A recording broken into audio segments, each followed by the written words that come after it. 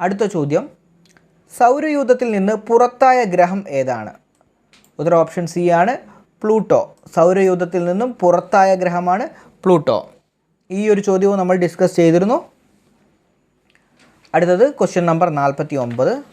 400-നും 1100-നും ഇടയ്ക്ക് 6ൻ്റെ എത്ര ഗുണിതങ്ങളുണ്ട്? അതിൻ്റെ ഉത്തരം ഓപ്ഷൻ എ ആണ്, 117. താഴെ കൊടുത്ത സംഖ്യകളിൽ 12ൻ്റെ ഗുണിതം ഏതാണ്? ഉത്തരം ഓപ്ഷൻ എ ആണ്, 3816. ഓപ്ഷൻ എ ആണ് അതിൻ്റെ ഉത്തരമായിട്ട് വരുന്നത്.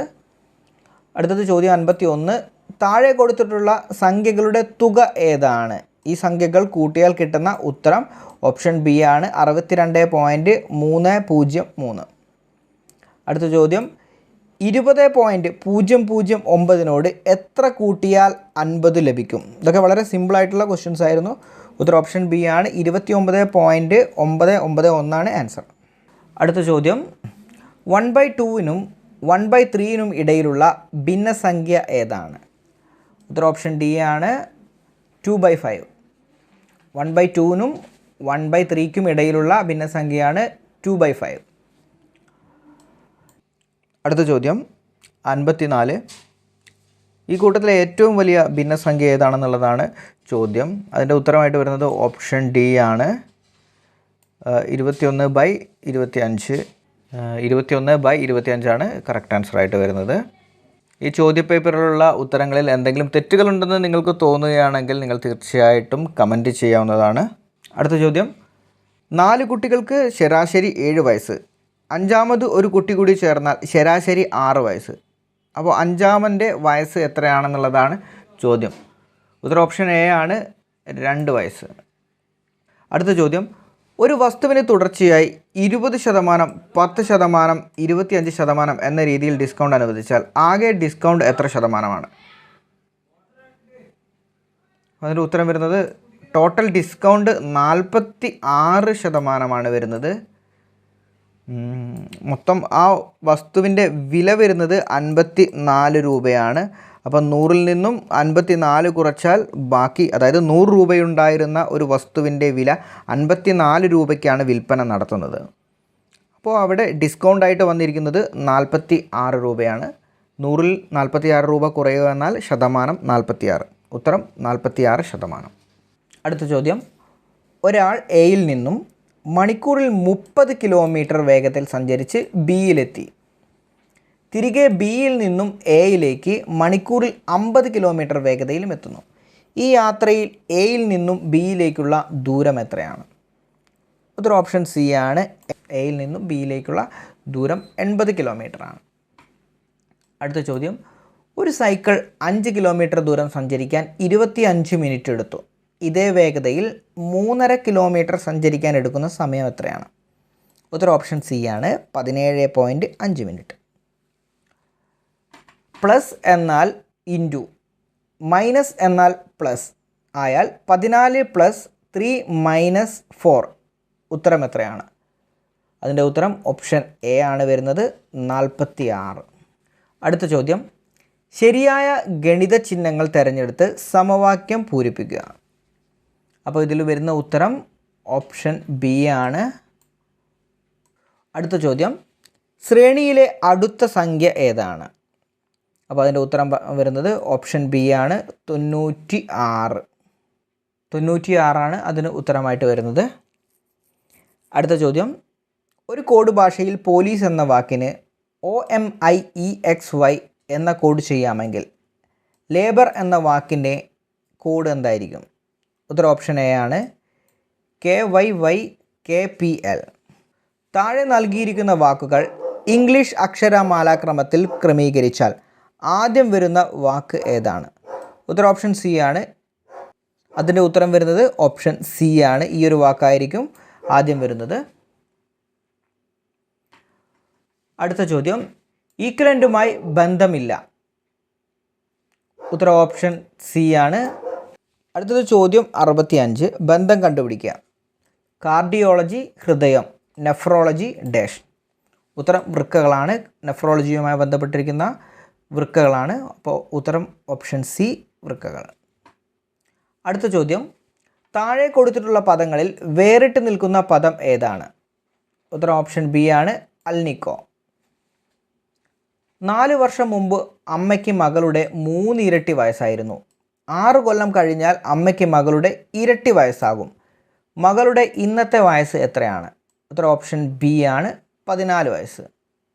അടുത്ത ചോദ്യം, 40 കുട്ടികളുള്ള ക്ലാസ്സിൽ വിശ്വനാഥൻ്റെ റാങ്ക് മുന്നിൽ നിന്ന് 19ാമത്തെയാണ്. അവസാനത്ത് നിന്ന് വിശ്വനാഥിൻ്റെ റാങ്ക് എത്രയാണ്? ഉത്തരം ഓപ്ഷൻ എ ആണ് 22. കേരള സർക്കാരിൻ്റെ 2020 സ്വാതി പുരസ്കാരം നേടിയതാരാണ്? ഉത്തരം ഓപ്ഷൻ ഡി ആണ് doctor L Subrahmanyam. Option B V ദക്ഷിണാമൂർത്തിയാണ് ആൻസർ എന്ന രീതിയിലും പലരും പറയുന്നുണ്ട്. എന്നാൽ കേരള സർക്കാരിൻ്റെ 2020 സ്വാതി പുരസ്കാരം നേടിയത് ഡോക്ടർ എൽ സുബ്രഹ്മണ്യമാണ്. അപ്പോൾ നിങ്ങൾക്ക് നിങ്ങളുടെ അഭിപ്രായങ്ങൾ കമൻറ്റ് ചെയ്യാവുന്നതാണ്. പ്രശസ്ത തിരക്കഥാകൃത്തും സംവിധായകനുമായിരുന്ന സച്ചി 2020 ജൂൺ 18 അന്തരിച്ചു. അദ്ദേഹത്തിൻ്റെ പൂർണ്ണമായ പേര് എന്തായിരുന്നു? KR സച്ചിദാനന്ദൻ. അടുത്തത് ചോദ്യം നമ്പർ 71. കോട്ടയത്തെ KR Narayanan national institute for visual science and ആർട്സിൻ്റെ ചെയർമാനായി നിയമിതനായത് ആരാണ്? ഉത്തരം ഓപ്ഷൻ സി ആണ് അടൂർ ഗോപാലകൃഷ്ണൻ. കേരളത്തിലെ ആദ്യത്തെ പൈതൃക ബീച്ച് ഏതാണ്?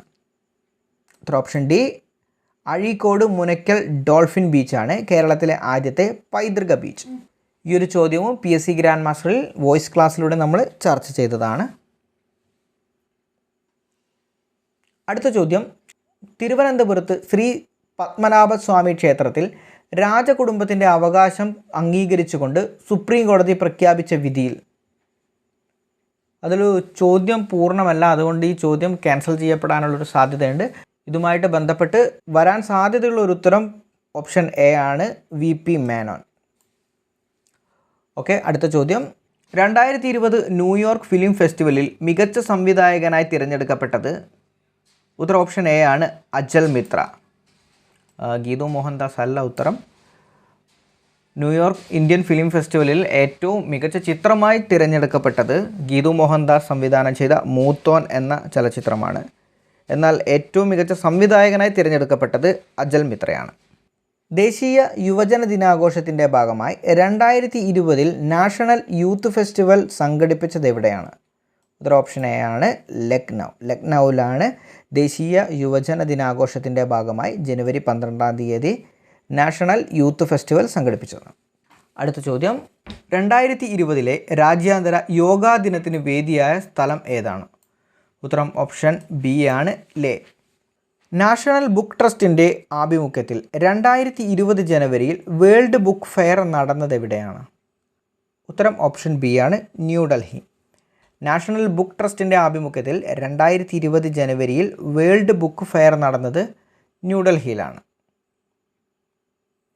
2020 കോമൺവെൽത്ത് ചെറുകഥാ പുരസ്കാരം നേടിയ ഇന്ത്യൻ സാഹിത്യകാരിയാണ് കൃതിക് പാണ്ഡെ. 2020 കോമൺവെൽത്ത് ചെറുകഥാ പുരസ്കാരം നേടിയ ഇന്ത്യൻ സാഹിത്യകാരിയാണ് കൃതിക് പാണ്ഡെ.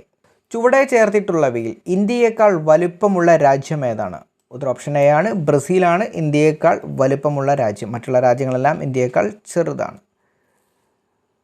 ഇന്ത്യയുടെ അക്ഷാംശ വ്യാപ്തി എത്രയാണ്? ഉത്തരം ഓപ്ഷൻ ബി ആണ് ഇന്ത്യയുടെ അക്ഷാംശ വ്യാപ്തി. ഉത്തരം ഓപ്ഷൻ ബി. അടുത്ത ചോദ്യം, ഇന്ത്യയിലെ ഏറ്റവും വലിയ പീഠഭൂമി ഏതാണ്? ഉത്തരം ഓപ്ഷൻ ബി ആണ് ഡെക്കാൻ പീഠഭൂമി. ഇന്ത്യയിലെ ഏറ്റവും വലിയ പീഠഭൂമിയാണ് ഡെക്കാൻ പീഠഭൂമി. ഈ ഒരു ചോദ്യവും നമ്മൾ ഈ അടുത്ത് PSC ഗ്രാൻഡ് മാസ്റ്ററിൻ്റെ വോയിസ് ക്ലാസ്സിലൂടെ നമ്മൾ ഡിസ്കസ് ചെയ്തതാണ്. ഇതുപോലെ ഒട്ടനവധി ചോദ്യങ്ങൾ ഈ പരീക്ഷയ്ക്ക് ചോദിച്ച ഒട്ടനവധി ചോദ്യങ്ങൾ നമ്മൾ PSC ഗ്രാൻഡ് മാസ്റ്ററിൻ്റെ വോയിസ് ക്ലാസ്സിലൂടെ ഡിസ്കസ് ചെയ്തിട്ടുണ്ട്. PSC ഗ്രാൻഡ് മാസ്റ്ററിൻ്റെ വോയിസ് ക്ലാസ്സിൽ ഇപ്പോഴും അഡ്മിഷൻ സ്വീകരിക്കുന്നുണ്ട്. വെറും 100 രൂപ മാത്രമാണ് ഈ ഒരു വോയിസ് ക്ലാസ്സിൻ്റെ ചാർജ്. ദിവസവും നിങ്ങൾക്ക് വാട്സപ്പിലേക്ക് ചോദ്യങ്ങൾ വോയിസ് മെസ്സേജായിട്ട് അയക്കുന്നതാണ്. ഓക്കെ, നമുക്ക് അടുത്ത ചോദ്യത്തിലേക്ക് കിടക്കാം. ഹിൽ സ്റ്റേഷനുകളുടെ രാജകുമാരി എന്നറിയപ്പെടുന്ന സുഖവാസ കേന്ദ്രം ഏതാണ്? ഉത്തരം ഓപ്ഷൻ ബി ആണ് കൊടൈക്കനാൽ. കൊടൈക്കനാലാണ് ഹിൽ സ്റ്റേഷനുകളുടെ രാജകുമാരി എന്ന പേരിൽ അറിയപ്പെടുന്നത്. അടുത്ത ചോദ്യം, ബംഗാൾ ഉൾക്കടൽ നദീവ്യൂഹത്തിൽ ഉൾപ്പെടാത്ത നദി ഏതാണ്?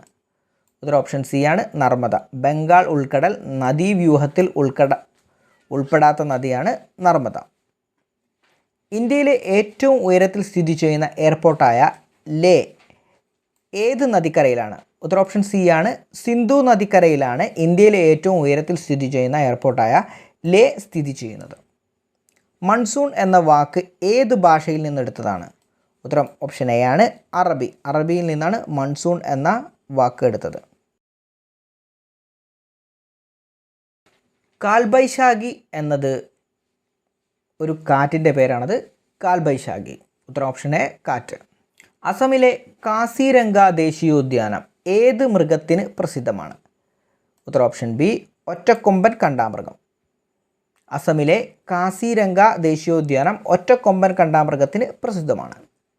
ഇന്ത്യയിലെ ഏറ്റവും ഉയരത്തിലുള്ള ദേശീയോദ്യാനമാണ് ഡച്ച് ഗ്രാം നാഷണൽ പാർക്ക്. ഇന്ത്യയിലെ ഏറ്റവും ഉയരത്തിലുള്ള ദേശീയോദ്യാനമാണ് ഡച്ച് ഗ്രാം നാഷണൽ പാർക്ക്. യൂറോപ്പിൽ നിന്നും ഇന്ത്യയിലേക്കുള്ള നാവികമാർഗം കണ്ടെത്തുക എന്ന ലക്ഷ്യത്തോടെ ഇന്ത്യയിൽ എത്തിയ പോർച്ചുഗീസ് നാവികനാണ് വാസ്കോ ഡ ഗാമ. യൂറോപ്പിൽ നിന്നും ഇന്ത്യയിലേക്കുള്ള നാവികമാർഗം കണ്ടെത്തുക എന്ന ഉദ്ദേശത്തോടെ ഇന്ത്യയിലേക്ക് തിരിച്ച പോർച്ചുഗീസ് നാവികനാണ് വാസ്കോ ഡ ഗാമ.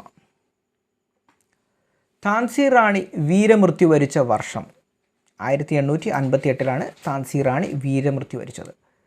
ഏത് ഗവർണർ ജനറലിൻ്റെ കാലത്താണ് ബനാറസ് ഉടമ്പടി ഒപ്പുവെച്ചത്? ഉത്തരം ഓപ്ഷൻ എ ആണ് വാറൻ ഹേസ്റ്റിങ്സ്. ഇന്ത്യയുടെ മത സാമൂഹിക പരിഷ്കരണ രംഗത്ത് ഏറ്റവും കൂടുതൽ സംഭാവനയർപ്പിച്ച പ്രസ്ഥാനം ഏതാണ്? ഉത്തരം ഓപ്ഷൻ സി പ്രാർത്ഥനാ സമാജം. ഇന്ത്യയുടെ മത സാമൂഹിക പരിഷ്കരണ രംഗത്ത് ഏറ്റവും കൂടുതൽ സംഭാവന അർപ്പിച്ച പ്രസ്ഥാനമാണ് പ്രാർത്ഥനാ സമാജം. ഏത് വർഷമാണ് ആത്മീയ സഭ രൂപീകൃതമായത്? ഉത്തരം ഓപ്ഷൻ ബി ആണ് 1815 ആത്മീയ സഭ രൂപീകൃതമായത്. പഞ്ചശീല തത്വങ്ങളിൽ ഒപ്പുവെച്ച ഇന്ത്യൻ പ്രധാനമന്ത്രിയാണ് ജവഹർലാൽ നെഹ്റു. പഞ്ചശീല തത്വങ്ങളിൽ ഒപ്പുവെച്ച ഇന്ത്യൻ പ്രധാനമന്ത്രിയാണ് ജവഹർലാൽ നെഹ്റു. ഈ ഒരു ചോദ്യവും പി എസ് സി ഗ്രാൻഡ് മാസ്റ്ററിൽ നമ്മൾ ചർച്ച ചെയ്തതാണ്. പരീക്ഷയ്ക്ക് വരും എന്ന രീതിയിൽ എടുത്തു പറഞ്ഞ ചോദ്യങ്ങളാണിതെല്ലാം. അടുത്തത്, ഗാന്ധിജി ഇന്ത്യയിൽ നടത്തിയ ആദ്യത്തെ സത്യാഗ്രഹമാണ് ചമ്പാരൻ സത്യാഗ്രഹം. പ്രീവിയസ് ക്വസ്റ്റ്യൻ ആണ്, നമ്മൾ ഡിസ്കസ് ചെയ്തതാണ്. ഗാന്ധിജി ഇന്ത്യയിൽ നടത്തിയ ആദ്യത്തെ സത്യാഗ്രഹമാണ് ചമ്പാരൻ സത്യാഗ്രഹം. ഇന്ത്യയിലെ ആദ്യത്തെ ഉപരാഷ്ട്രപതിയാണ് ഡോക്ടർ എസ് രാധാകൃഷ്ണൻ. ഇന്ത്യയിലെ ആദ്യത്തെ ഉപരാഷ്ട്രപതിയാണ് ഡോക്ടർ എസ് രാധാകൃഷ്ണൻ. ഒരു സംസ്ഥാനത്തെ ഗവർണർ ആയതിനു ശേഷം പ്രസിഡൻ്റായ ആദ്യത്തെ വ്യക്തിയാണ് ഡോക്ടർ സക്കീർ ഹുസൈൻ. ഒരു സംസ്ഥാനത്തെ ഗവർണർ ആയതിനു ശേഷം പ്രസിഡൻ്റായ ആദ്യത്തെ വ്യക്തിയാണ് ഡോക്ടർ സക്കീർ ഹുസൈൻ. ഇന്ത്യൻ ഭരണഘടനയുടെ 3-ാം ഭാഗത്തിൽ പ്രതിപാദിച്ചിരിക്കുന്നത് മൗലികാവകാശങ്ങളെക്കുറിച്ചാണ്. ഇന്ത്യൻ ഭരണഘടനയുടെ 3-ാം ഭാഗത്തിൽ പ്രതിപാദിച്ചിരിക്കുന്നത് മൗലികാവകാശങ്ങളെക്കുറിച്ചാണ്. മൗലികാവകാശങ്ങൾ ഉൾപ്പെടെ ഭരണഘടനയുടെ ഏതു ഭാഗവും ഭേദഗതി ചെയ്യാനുള്ള പാർലമെൻറ്റിന് അധികാരമുണ്ടെന്ന വ്യവസ്ഥ ചെയ്ത ഭേദഗതി ഏതാണ്? ഉത്തരം ഓപ്ഷൻ ബി ആണ് 24-ാം ഭേദഗതി. ഈ ഒരു ചോദ്യവും നമ്മൾ പി എസ് സി ഗ്രാൻഡ് മാസ്റ്ററിൻ്റെ വാട്സപ്പ് വോയിസ് ക്ലാസ്സിലൂടെ ഡിസ്കസ് ചെയ്തതാണ്.